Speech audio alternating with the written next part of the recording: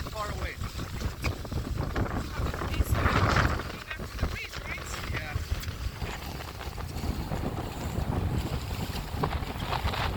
You know about the war history? You heard anything about the war history? Second World War? We've seen the behind of the church, catamaranul. Yeah. There was a bridge. Yeah. Can I put this there? During the World War II, there was Germans here in the Tromsø. But there was all they had a warship called Tirpitz. Heard about Tirpitz? No. Heard about Bismarck? Bismarck. Okay. Bismarck, it's also a boat. Tirpitz was one of the biggest, heaviest ships for the Germany fleet. It was 294 meters long, and the steel was 22 centimeters thick. And it was first bombed in Kåfjord, 7 hours from Tromsø. Because of the ship was so heavy built, it was able to get all the way here to Tromsø to seek shelter. And now we will get to the area where it was finally bombed. Okay. So we have passed this area and we'll show you the area. Yeah. The boat is taken away. Oh no, you can see. Yeah, it's 900 people died, 800 people was rescued. And the ship well is still missing, and people are trying to find it. What? The ship? The ship Ah, bell, ok. Este extrem de fric aici pe pământ. Suntem pe pilot automat acum. Deci ăștia suntem toți pe punte. Extrem de fric. Curând o să întrerup examenul. Dar e...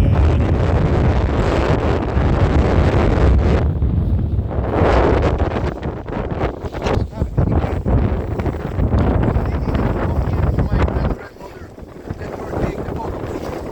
They was allowed to get to England. They actually wanted her to join England. Because my grandmother was fighting in the army, they allowed her to stay here waiting.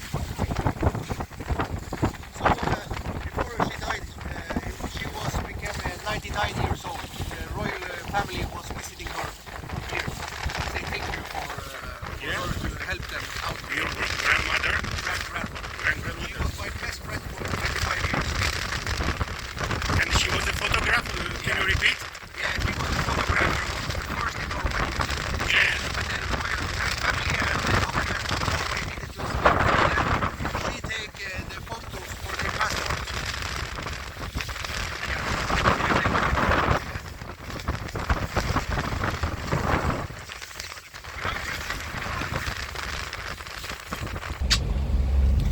Am rămas singur la conducere,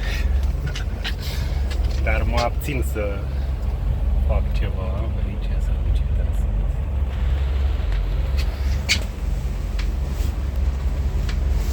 Măcar să pun și mână, să am făcut să-i mișcă destul de ușor. It's okay.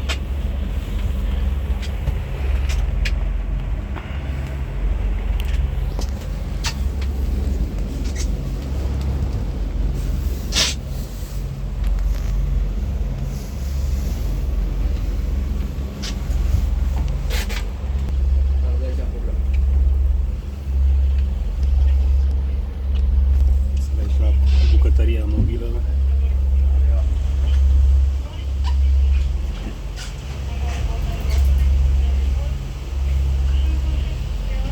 Copleșturică. Ia să văd puțin cum are dormitorul ăsta de jos.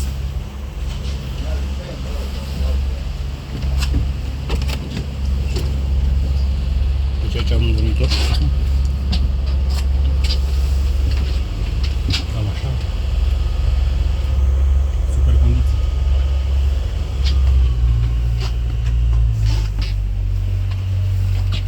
Și aici încă unul. Deci este un picior al catamaranului. Wow! Și acolo e celălalt dormitor. Cât de tare poate fi.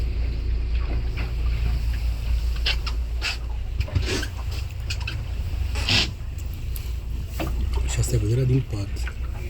Cam bâltă că e un pic pe aici apa, da? Încălzire. centrală. Asta și baia. Asta e un... baia. Și cu duș foarte mișto.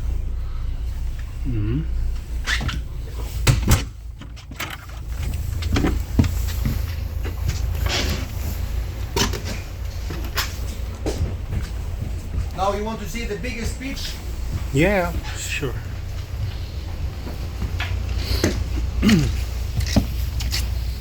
This beach is called Telegrafbukta. Okay. It is the What does it mean? it's a telegraph bay. Like Abai, okay. So this is our beach. In the summertime we used to have a concert here where artists are playing and we are standing on the green field. Yeah, and boats used to stay outside here, listen on the music. And actually in the summertime a lot of people are using this.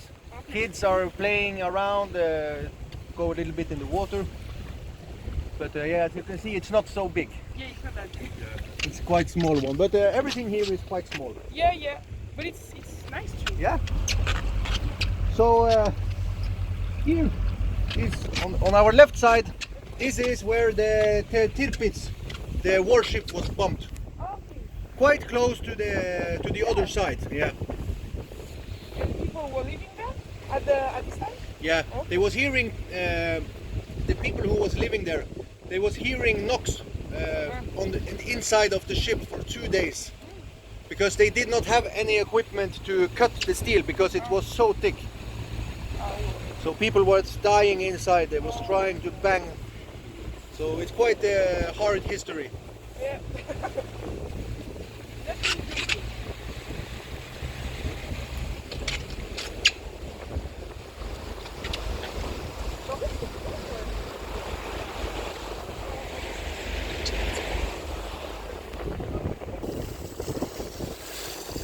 Asta e o porțiune specială pentru sărituri.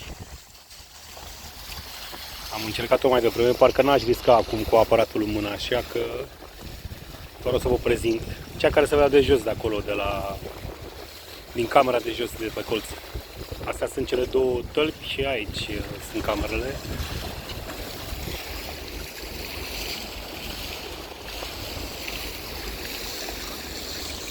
Or nothing like that. I was always outside. So maybe better. And I was not like. Me too. I did not like to sit on school. So that's suddenly then I just went out on a fishing boat. And So you- I was 15 years old. And you at this time you already had a boat? Huh? You already had a boat? No, then I was working for a big company. I was Okay. yeah. And when I was 15 years old, I would start working as a fisherman. And 3 years ago, 2.5, 3 years ago, I started this company. And now I use my experience on the sea and try to. Can you tell us your website to Yeah, the to website see is nortonyachting.com. But how Second. did you went? I mean, is there roads to go Tromsø from this? You Aici can go puteți with găsi. you can go with car. There is a bridge in front, Okay. so there is easy access. Okay. So it's quite easy to go from one to another. Yeah.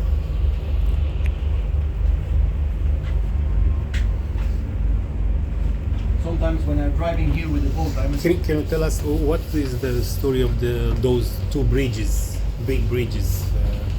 Oh, When the, did it was built 45 years ago. 45, yeah. And before, when my grandmother was young, she used to go with boats like this, rowing boats. And then they was having, after some years, they was having ferry, small boats who was transporting Yeah. people over. And then they was building this bridge, and it was like a new life for everyone in the city. Acolo The este fishing podul. industry here has been really important. So before the war, there was mainly fishing, and there was also farmers. But the farmers, they grow potato, and they also have cows and sheep. So the fishermen and the farmers, they was always trading. So my grandmother, she told me that if they had fish and they wanted meat, they could go with the boat and they could do some switching. So that was a really important way to do deals here in North Norway. Now the fishing industry is completely different. Yeah, still have some fisher. Yeah, there is a lot of fishing boats, but now it's bigger fishing boats. Yeah. And they go out in the open ocean and they catch up to 80 tons per day, one boat. And there is hundreds of them. And that's make a bad impact on the fishing industry here. So there is not so much fish left here. Yeah. So before we could go outside fishing and we could have 50 kilos. Now we can go outside 3 hours and we get one fish. Oh, And that's because of the big company. They only think about money and they don't do sustainable fishing. So every time when I go out fishing with this boat, if we're not supposed to eat the fish the same day, then we will only do catch and release. That's because we want to take care of the small amount of fish who is left. You don't have the rules for the regulation? Yeah, you have, but the big company, they only think about money. And you know, criminals. Yeah. They don't. They are bending the rules, and yeah. So I have a question. Yeah. Are you happy? I'm really happy. Can you see it? No, it's not just for the face, your face, but inside of you. Are you happy because the Norwegian tell about themselves that they are very, very happy? Yeah. You? I feel really lucky because I have a nice family Yeah. and I really enjoy my job. I meet nice people every day, so I have a happy life. Yeah. And sometimes Giving me some more reasons Hmm? than this. Do you have Norway more? has the North Norway has quite big different kind of season. So in December it's full darkness. We have darkness all the time. Yeah. And then in the summertime we have total daylight all the time. So the variation of climate is always changing. There is always something new happening. And it's okay for you, yeah? Yeah, for me it's okay. For my children it's not so okay. Because when I go in the summertime, I say to my daughter and son, 10 o'clock in the evening, you need to go to bed now. But they are saying, no, but the sun is still shining. And, yeah, but it's in the middle of the night. And they know it's not night now. So it can be a little bit hard. Yeah, okay, I understand. But that is something we are used to. So yeah, the variation of climate that makes us also happy. But it can be depression for someone, because if you are sitting all by yourself and you are much alone, in the dark period it can be a hard time Yeah. because it's dark all the time. Yeah. So But maybe it's not that dark. and here you don't need money to be happy because you have opportunities in the mountains. You can go fishing. You can watch the Northern Light. So And drink beer, yeah? and drink beer. And, yeah.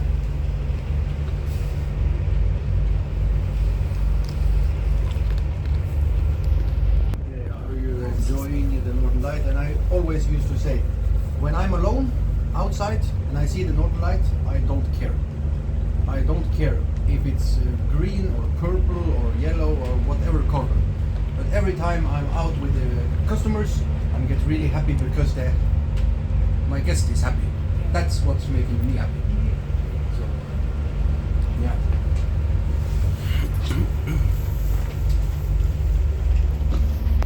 We had some. We had the Northern Lights in France like 2 days ago. Yeah, and the Sweden too. Yeah. Now I don't saw it, but my friend in the Sweden saw it. Yeah. That's crazy. Yeah. So we're gonna see. But I think you have to be patient to see that. Hmm? I think you have to be patient to see that. I call it the Northern Light game. We need to wait. But even with the cloudy rain, you can see that. No, you need to wait for a clear sky. Okay. Acum trecem pe sub pod, am ieșit repede. Să-l și filmez. Oh!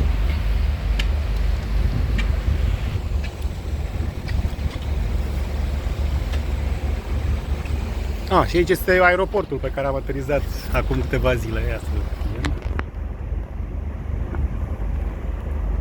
Cu peripeții. Așa cum v-am mai zis, a avut o cădere de, nu știu, 5 metri, 10 metri, după care o întoarcere spre stânga bruscă.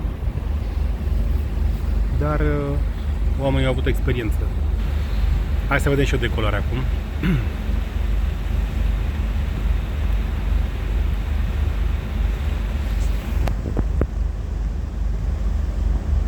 Sigur că da.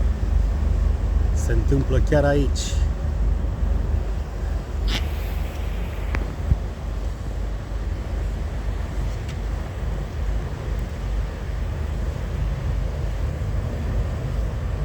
Ei într-o parte, noi în cealaltă parte. Așa e frumos. În viață, fiecare cu treaba lui. Dacă și vede cum se ridică în curând, pe aici o să fie ridicarea. Pe aici, pe undeva. Acum, da, l-am prins. Iată-l.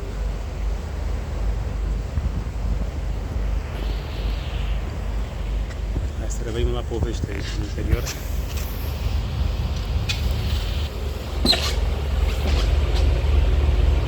Sunt echipamentele